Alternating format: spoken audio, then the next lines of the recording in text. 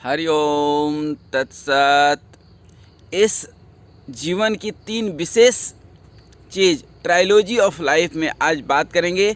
आत्मा, महात्मा और परमात्मा, अर्थात जीवात्मा और परमात्मा के बीच में, जीव और ब्रह्म के बीच में कोई तो हो जो हमें जीव को ब्रह्म से जोड़ पाए। जीव क्या है? जीव और जंतु 2 तरह के प्राणी पाए जाते हैं। जो परमपिता परमात्मा के जो उस अनंत को पाने की ओर अग्रसर है वह जीव है। बाकी जो भोगों में लगा हुआ है, चाहे वह इंसान हो, कीट पक्षी जानवर कोई भी हो, वह सब जंतु हैं। सीधी सी बात है। जीव कौन सा है? जो परमात्मा की प्राप्ति की ओर अग्रसर है, प्रयत्नपूर्वक कार्य करता है। जिसको विश्वास ही नहीं है, जिसको कण कण में कृष्ण का आभास ही नहीं है, हर पदार्थ में परमात्मा को देख ही नहीं सकता है, वह जीव नहीं है, वह जंतु है। अब बात आती है कि जीव और ब्रह्म के बीच में वो कड़ी कौन सा है। हम जब किसी के घर जाते हैं या कोई चिट्ठी भी भेजते हैं तो कोई माध्यम होना चाहिए, चाहे वो पोस्ट ऑफिस हो, चाहे कुरियर वाला हो, या कोई व्यक्ति विशेष से पूछते हैं कि उसका घर कौन सा है। यदि देखा हुआ नहीं है तो हमें पूछना पड़ेगा, लेकिन पूछने वाले के प्रति हम कृतज्ञता का भाव रखें और वहाँ पहुँच गए तो जिससे हमने पूछे थे वो तो पीछे छूट गया, फिर जहाँ पहुँचना था वहाँ पहुँच गए। उसी तरह से यह आत्मा परमात्मा की प्यासी बहू है, इसको समझिएगा। जिस तरह से आकर्षण के सिद्धांत में हमने कई बार बताए हैं कि संसार में पानी का एक बूंद कहीं भी हो, वह किसका अंश है? समुद्र का अंश है, और वह समुद्र की ओर जाने की ओर अग्रसर है। तब तक उसको शांति नहीं मिलेगी जब तक वो समुद्र में पहुंच नहीं पाता है। आग कहीं भी देखेंगे हमेशा सूर्य की ओर गतिमान देखेंगे, क्योंकि वह सूर्य का अंश है। जब तक सूर्य में वो मिल नहीं जाता है। हवा आसमान का अंश है, हवा हमेशा आसमान की ओर बहती है क्योंकि वह उसका अंश है। तो जो जिसका अंश है उसके ओर जाने की अग्रसरता उसकी रहेगी। मनुष्य के जीवन में भी 2 चीज़ है, योग और भोग। अर्थात कई बार संसार में उलझ करके, संसार बसने के लिए मिला है, फंसने के लिए नहीं। ये शरीर जो है एक साधन है जिसके द्वारा साधना की जा सकती है, लेकिन इसको भोग का वस्तु समझ करके भोग भोगने में व्यक्ति इतना तल्लीन हो जाता है, क्षणिक सुखी रहने के लिए, क्षणिक सुख पाने के लिए अर्थ से अनर्थ कर देता है, अपने चरित्र का दोहन कर देता है, और हम किस लिए आए थे इस संसार में वह भूल जाता है। लेकिन यदि पता भी चल जाए कि हम संसार में किस लिए आए हैं, क्योंकि यह आत्मा उस पार ब्रह्म परमात्मा का अंश है, इस आत्मा को शांति तब तक नहीं मिलेगी जब तक हम परमात्मा के चरणों में अपने बुद्धि को, अपने मन को, अपने आप को समर्पित नहीं कर देते हैं।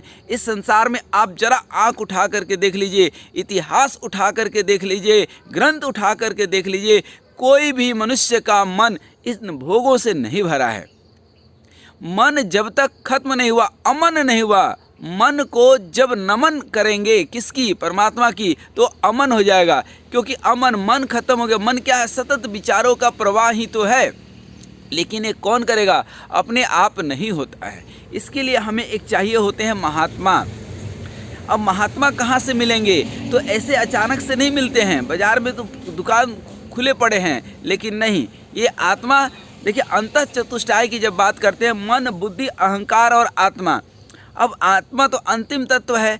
आत्मा वस्तुतः कर्मों का, संचित कर्मों का संस्कार रूप है। ये हमारे संचित कर्म जुड़े रहते हैं, हम ये शरीर आते जाते रहेगा, फिर एक नया मन बनेगा, मन भी बदलते रहता है। अहंकार हो चाहे बुद्धि हो, बदलते रहती है, लेकिन आत्मा नित्य सत्य है और संचित कर्मों का सार है। भोग भोगने के लिए अब आदमी को क्षणिक सुख प्रतीत होता है, लेकिन वस्तुतः इस दुनिया को दुखालय कहा जाता है। सुख तो है नहीं, आभास होता है, तो हम उसमें भटक जाते हैं, आत्मा तक पहुंच नहीं पाते हैं। वस्तुतः आत्मा वो सार तत्व है और संसार सार तत्व नहीं है। संसार तो ऐसा है कि खिड़की से बैठे सड़क पर देखे तो एक चांदी का सिक्का चमकता दिखाई दिया, खिड़की से दौड़ करके आए, उसको उठाए, देखे कि ये चांदी का सिक्का नहीं बल्कि कोको कोला के बोतल का ढक्कन है जो धूप के कारण चमक रहा था चांदी के जैसा। पछतावा हुआ, फिर चले गए घर पे, खिड़की पर फिर से बैठे, देखे तो अभी भी वो चांदी की तरह ही दिख रहा है, लेकिन अब समझ में आ गया कि वो चांदी तो नहीं है बल्कि कोको कोला का ढक्कन है। उसी तरह ठीक ये ढक्कन आदमी जो है उसको संसार में सुख दिखता है, वस्तुतः सुख है नहीं, सुख के पीछे भागे पड़ा है। असली सुख कहाँ है उसको पता ही नहीं है।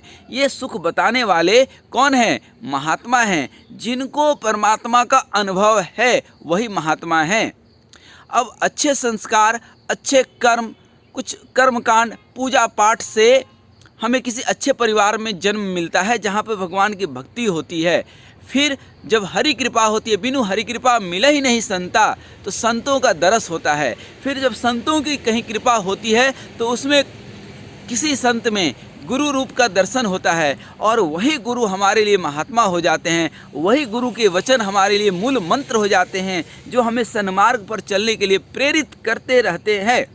क्योंकि हर जगह प्रेरणा की जरूरत पड़ती है, क्योंकि ये मन जो है हमेशा नीचे की ओर गिरता है। ऊपर उठने के लिए इसको एक ऊर्जा चाहिए, एक प्रेरणा चाहिए। जैसे पानी को आप कहीं भी छोड़ेंगे नीचे की ओर चाहिए, नीचे की ओर चले जाएगी। उसको ऊपर उठाना हो तो एक मंत्र की जरूरत पड़ती है। मंत्र मन को ऊपर उठाता है। मन धन त्राण, मन को शक्ति देने वाला, मन को बल देने वाला, मन को निर्विकार करने वाला, मन को अमन करने वाला, विचारों को रोकने वाला, विचार को शून्य करने वाला कौन है? वो मंत्र है। जिसका मन पर काबू वो सबका बापू। इसलिए महात्मा का यही काम है कि आपका मन जो संसार में भटक रहा है उसको इधर उधर से हटा करके और भगवान के चरणों में लगा देना। और चरण में लग गया तो क्या हो गया? मन तो वहाँ लगा हुआ है। फिर जीवन जो है आपका काम में नहीं राम में बीतेगा। आपके पास जो साधन है वो साधन नहीं साधना में बदल जाएंगे। आपकी वासना जो है उपासना में बदल जाएगी। आपका दुख सुख में बदल जाएगा, आनंद में बदल जाएगा। क्योंकि सच्चिदानंद, और ये सच्चिदानंद कौन है? सत्य चित्त धन आनंद। जिसके जीवन में, जिसके चित्त में सत्य है उसी के चित्त में आनंद भरा हुआ है। क्योंकि पहले सत्य, अब सत्य क्या है? राम नाम, गोपाल नाम, कृष्ण नाम, हरि ओम सत, हरि ओम तत्सत। ओम तत्व ही हरि का एक नाम ओम है। यही वह तत्व है जो सत्य है, बाद बाकी संसार असत्य है। तो अब आप बोलेंगे कि हमारे पास तो अनेकानेक जिम्मेदारी है, समाज की, परिवार की, नौकरी चाकरी की, यह सब करें।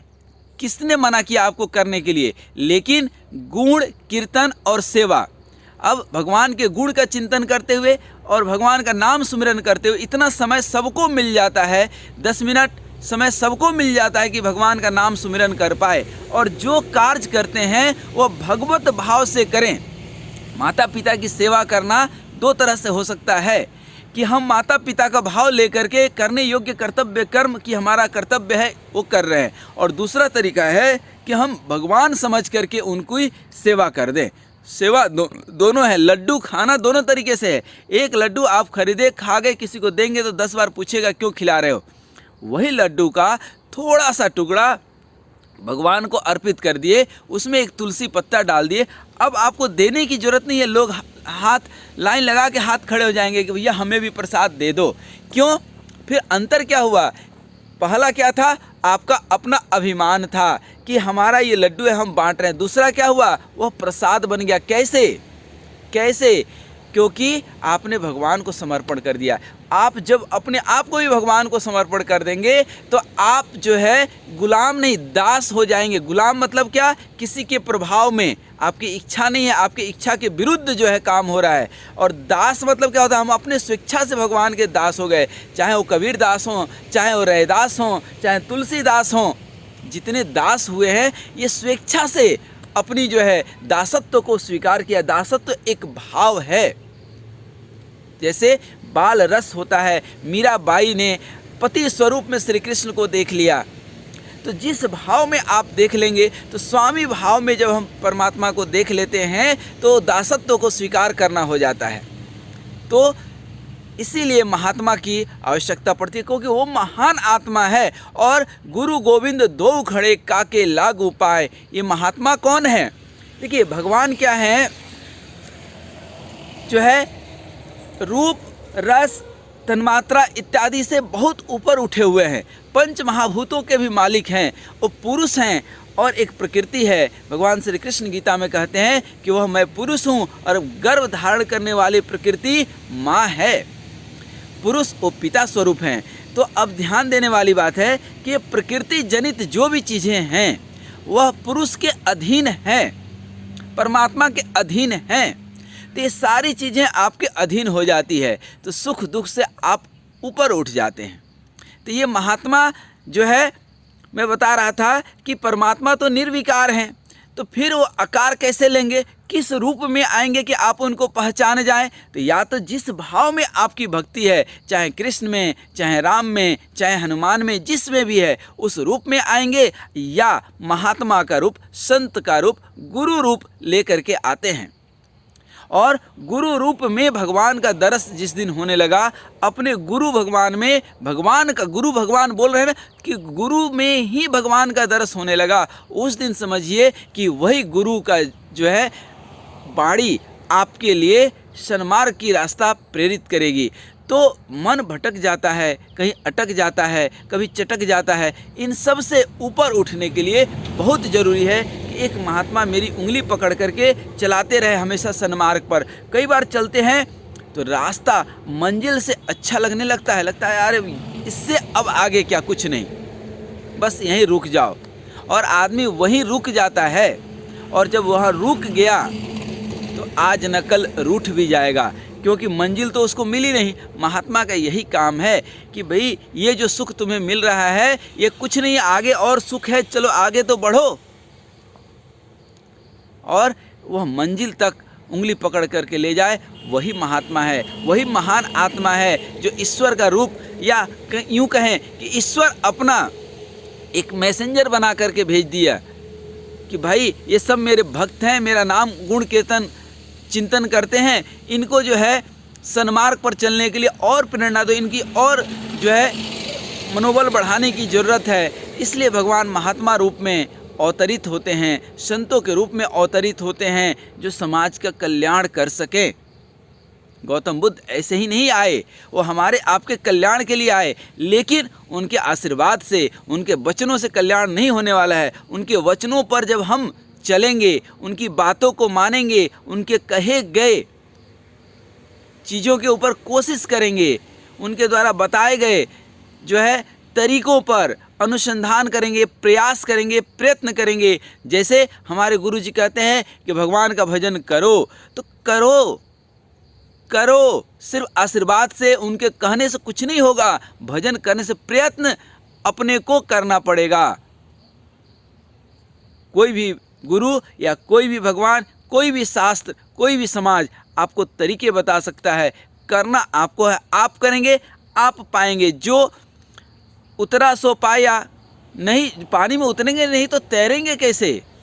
आप सोचेंगे कि पहले हम तैरना सीख जाएं तब पानी में उतरेंगे, तो ना आप पानी में उतरेंगे न तैरना सीख पाएंगे। इसलिए ये बहुत आवश्यक है कि सन्मार्ग पर जब चलना है, भगवत भक्ति पे चलना है, तो हम किसी गुरु रूप को, किसी संत को धारण करें। और संत कौन है? जिसके रोम रोम प्रेम से अनंत हो गया, वो संत हो गया। जिसकी इच्छाएं शांत हो गई, जिसका मन अमन हो गया और विचार शून्य और भगवत भाव से भरा हुआ, जिसके जीवन में कोई दुख है ही नहीं तो आजकल तो बहुत ऐसे संत भटक रहे हैं जिनको खुद इतनी इच्छाएं हैं, इतनी महत्वाकांक्षाएं हैं, चाहे वो फॉलोअर्स बढ़ाने का हो, चाहे बड़े बड़े आश्रम बनाने का हो, चाहे अपनी मतलब प्रशंसा पाने की, अपनी प्रचार, क्योंकि एक समय था जब धर्म के प्रचार प्रसार के लिए संत माध्यम बना करते थे। आजकल उल्टा हो गया है, संत धर्म को ही माध्यम बना करके अपना प्रचार प्रसार कर रहे हैं। ये उल्टा हो गया है, इसलिए थोड़ा सा सतर्क रहने की ज़रूरत है। लेकिन विश्वास के साथ मैं बोल सकता हूँ कि आज भी अच्छे लोगों की कमी नहीं है, संतों की कमी नहीं है, महात्मा लोगों की कमी नहीं है। ज़रूरत है एक अच्छे शिष्य की। हम भी तो अच्छा शिष्य बने। संत की शिकायत करना हमारे आपके अधिकार क्षेत्र में नहीं है। हाँ, हमारे अधिकार क्षेत्र में क्या है कि हम एक अच्छा सुयोग्य शिष्य बन जाएं, यही हमारी महानता है। यदि हम अच्छा शिष्य नहीं बन पा रहे हैं तो संत के ऊपर दोषारोपण करने का कोई अधिकार नहीं है। लेकिन आप ये मत सोचिएगा कि हम भगवान को कहाँ खोजें, भगवान का नाम लेना शुरू कर दीजिए। भगवान एक समय आएगा जब आपको खुद खोज लेंगे। भगवान में खो जाइए, भगवान के प्रेम में खो जाइए, उनके गुण कीर्तन चिंतन में खो जाइए। भगवान खुद आपको नहीं खोज लिए तो फिर आप हमें बताइएगा। लेकिन ज़रूरत है, प्रयत्न करने की ज़रूरत है, थोड़ा साथ चलने की ज़रूरत है, थोड़ा शास्त्रों का अध्ययन करने की ज़रूरत है, थोड़ा नाम गुण कीर्तन चिंतन और ध्यान मनन करने की। जीवन समझ जाएगा। इसलिए महात्मा वो बीच के रास्ता है। महात्मा रूप में एक संत हो सकते हैं, एक कोई महात्मा हो सकते हैं, एक कोई आपके जो है शुभ चिंतक हो सकते हैं, शास्त्र हो सकता है, ग्रंथ हो सकता है, आपका अपना अनुभव हो सकता है कि ये संसार में सुख नहीं है, सुख तो परमात्मा में है, दुनिया दुखालय है। ये आपका अनुभव ही आपका गुरु हो सकता है, ये अस्तित्व आपका गुरु हो सकता है। जैसे गौतम बुद्ध का गुरु कौन, तो ये अस्तित्व को ही उन्होंने गुरु रूप में स्वीकार कर लिया। कण कण में उन्होंने कृष्ण को देखा, हर पदार्थ में परमात्मा को देखा, और तभी तो बोले कि इसके अंदर ही खुद में ही खुदा है, स्वयं में आप स्वयंभू हैं, हर पदार्थ में परमात्मा है, कण कण में कृष्ण है। लेकिन वो कब दिखेगा? ब्रह्म के दृष्टि से नहीं, ब्रह्म के दृष्टि से देखेगा। और उसके लिए ज़रूरत है कि भगवान का नाम गुण कीर्तन चिंतन खूब करें। भगवान खुद महात्मा एक बन करके आ जाएंगे, संत दरस हो जाएगा और आपका जीवन संवर जाएगा। भजन का आनंद इस जीवन के साथ भी और उस जीवन के साथ भी। और फिर जाते जाते बताते, आप जो करने योग्य कर्तव्य कर रहे हैं समाज में, खूब कीजिए। 10 मिनट 20 मिनट समय ज़रूर निकाल लीजिए, अपने जीवन को सार्थक कर लीजिए। अन्यथा जाते जाते बहुत पछतावा होगा कि मेरा जीवन बीत गया, किस लिए आए थे, क्या लेकर के जा रहे हैं। खाली हाथ आए खाली हाथ जाए, नहीं, प्रेम लेकर के आए थे और भगवत भक्ति लेकर के जा रहे हैं। इससे बड़ा कुछ नहीं हो सकता है। जाते जाते मन खुश रहे कि हाँ, हमने जो है कुछ पाया, क्या भगवान का भजन पाया। बाद बाकी तो संसार चलते रहता है, सबकी चल रही है, आपकी भी चलते रहेगी। हरि ओम तत्सत, हरि ओम तत्सत।